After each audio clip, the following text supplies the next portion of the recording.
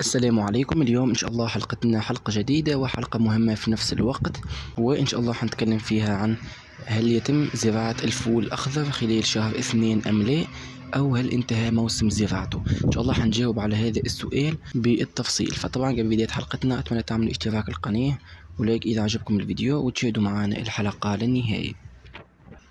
طبعا الفول الأخضر من المحاصيل الشتوية، وطبعا الموعد الرئيسي لزراعة الفول بيبدأ من شهر 10، فطبعا هذا أنسب وقت للبدء في زراعة الفول. وطبعا في ناس تأخرت في الزراعة وتسأل عن هل يتم زراعة الفول خلال شهر 2 أم لا، لأنه طبعا في ناس تأخرت في الزراعة وحابة تزرع الفول خلال شهر 2 في شهر 2، فبتسألني عن هل يتم الزراعة الآن أم لا.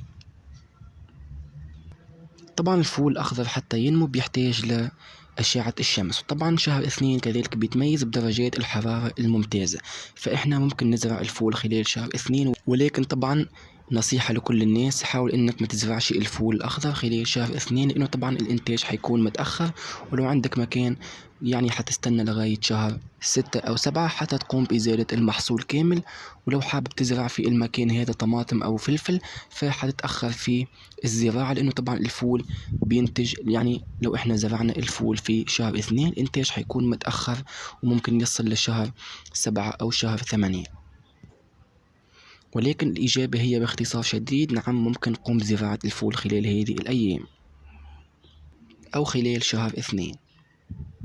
ولكن مثل ما تكلمت، لو عندك مكان فقط وحابب تزرع فأنصحك ما تقومش بزراعة الفول الأخضر، حاول أنك تزرع محاصيل أخرى تكون نسبة النمو والإنبات وكذلك الإثمار تكون قليلة، يعني شهر أو شهرين أو 3 بالكثير، لأنه طبعا الفول مدة حصاده يعني من تاريخ الزراعة لمدة حصاده ممكن ياخذ 6 إلى 7 أشهر.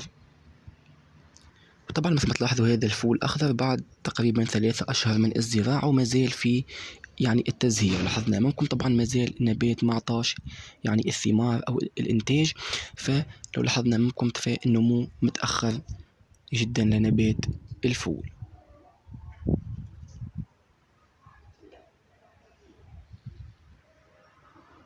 فطبعا هذه كانت الإجابة على سؤال هل ممكن زراعة الفول خلال شهر 2 أم لا، وأتمنى تراجع نفسك قبل ما تقوم بزراعة الفول، وممكن أنك تضحي بالفلفل أو الطماطم لو عندك مكان فقط.